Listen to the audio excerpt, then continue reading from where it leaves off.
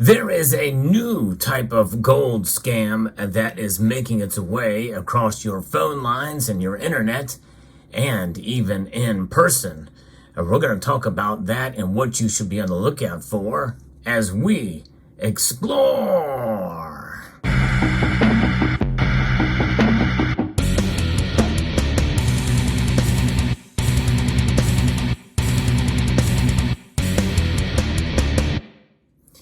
Gold, it is the universal form of wealth that is untraceable and untrackable.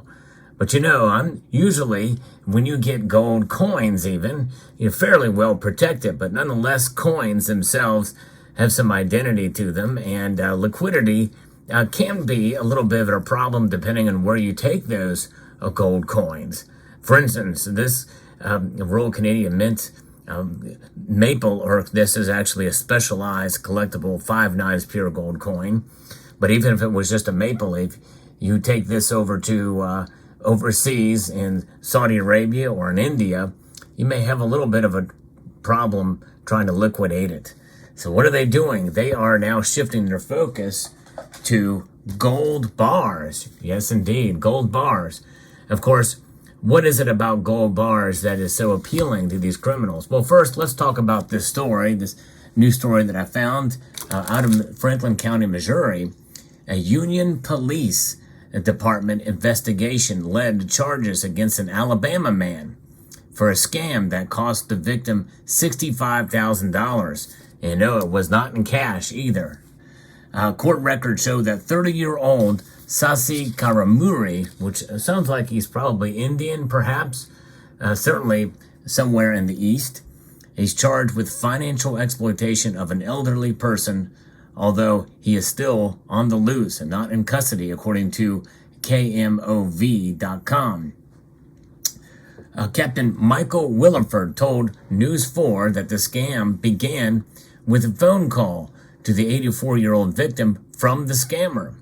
He claimed to be an FBI agent and said that he had his identity stolen and that he was in trouble. Well, there you go. Let's stop right there, because that's the first sign. Whenever someone calls and there's a sign of crisis, no matter how old you are, always question it, because, you don't want to give away your gold or get gold that you have to buy and send it away, because what's going to happen is it's untraceable, untrackable. Even cash has some level of being a way of being tracked, at least to some degree, by serial numbers. Gold is a different matter. Now, of course, gold has serial numbers as well too, and if those are documented somewhere, they can be traced at least to some degree. But nonetheless, they're by and large kind of independent, and they are very, very much liquid in transactions overseas as well as domestically. So anyways, there is a warrant for his arrest, and the only way to take care of it is to give him a large amount of money, is what the person said about his identity being stolen. So this guy is the victim, and he's been told that he is under arrest or will have a warrant for his arrest. This is what the scammer told him. Williford said the scammer on the phone demanded that the victim pay him $65,000 in gold bars. Yes, indeed. When the scammer came to the victim's home to get the gold bars, he said the victim became suspicious and took a photo of the scammer's rental car. Well, that was a smart move, but it's a shame that even had gotten that far. Because this victim literally, unless he had the gold in his possession, which I don't think I would tell anybody if I had gold, especially not somebody from the FBI or government. This means he would have had to have gone to purchase the gold from a local coin shop or online and have it sent to the individual. So that is the red flag that I'm saying here. That's pretty crazy when you think about it. That gold can be purchased and then sent off pretty much independently and without any way to trace it back to the individual. And that is exactly what has happened here. This person got away with all this gold, and the victim is left now without $65,000 and $65,000 of traceable cash. we were able to identify a person, and through rental car agreements and investigations, we were able to determine a person that we thought it might be. Karumuri is believed to be from Montgomery, Alabama, although likely that's not his birthplace, or if it was, his parents were probably from India or some other eastern country. It's unclear why he would have been in Franklin County area. Williford said Union detectives have been working with Montgomery police to arrest Karumuri if he returns. Of course, the chances of him returning to that area are slim to none. He's probably well on a flight now to overseas, is likely the case. Of course, how was he smuggling this gold through? That's another question. That's going to be a little bit tougher to do. But if he can find some way to have it shipped to him or ship it out in advance to where he's going to go, and, we'll see how that plays out. Of course, obviously, travel records, unless he fakes his own identity and makes his way and buys a ticket, it's going to be another matter. Or maybe he faked his identity on the rental car agreement if he was really smart, but likely that's probably not what happened. But a very interesting and fascinating story.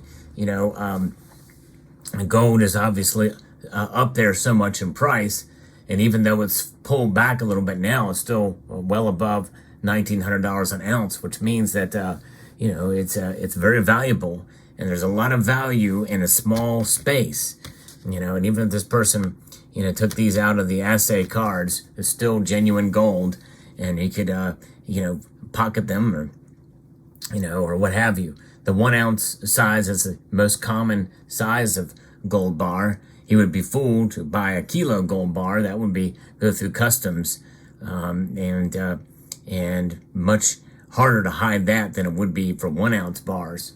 But nonetheless, very interesting indeed. Fascinating story. I hope they catch the guy, and I hope this person, he's an 84-year-old individual, and a lot of times at that age, you start to lose some of your mental faculties about you, and perhaps this person was suffering from a little bit of maybe dementia or what have you, and so which makes crimes against elderly all the more abhorrent.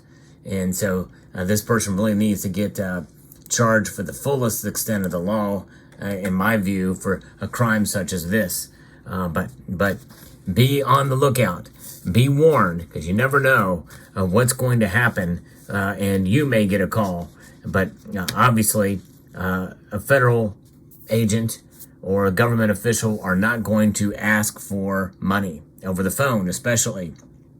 And they're certainly not going to ask for gold bars. So be on the lookout. Be wary about this scam, and stay safe. That's really the bottom line here. There's all kinds of gold scams out there, and usually they involve fake gold. This is one of those that involves real gold, and they get the real gold. Another lesson we can learn from this story is that indeed that gold is untraceable, untrackable, and so therefore criminals want it as well. And it is a way to hide your wealth. And that's exactly what the criminal knew. He was smart enough to understand that. So he made the victim buy the gold before receiving the payment as he came to his house. Pretty crazy. But this is kind of a unique story, and my guess is this is probably something we may see more of out there. But that's pretty remarkable, because you have to trust that the guy is going to actually get the gold, is going to get genuine gold, and pay with the gold bars. So there you have it. What a fascinating story. So let me know what your thoughts are. Now, one other thing I will say about why the victim wanted payment in gold as opposed to silver, let's say, because silver, folks, as you can see here is 5 ounces of silver. But as such there, if you were to take these 4 bars, stack them on top of each other, there would be less than half the density or half the size of this 5 ounce silver bar. So you can get a whole lot more weight in a smaller package, and I think that's what this scammer understands, at least, and it's worth a whole lot more. There you have it. So let me know what your thoughts are about this story. Hope you found this video informative, educational, and I'd like to extend a multitude of gratitude to each and every one of you for taking the time to watch, and encourage you to please rate, share, comment, and subscribe.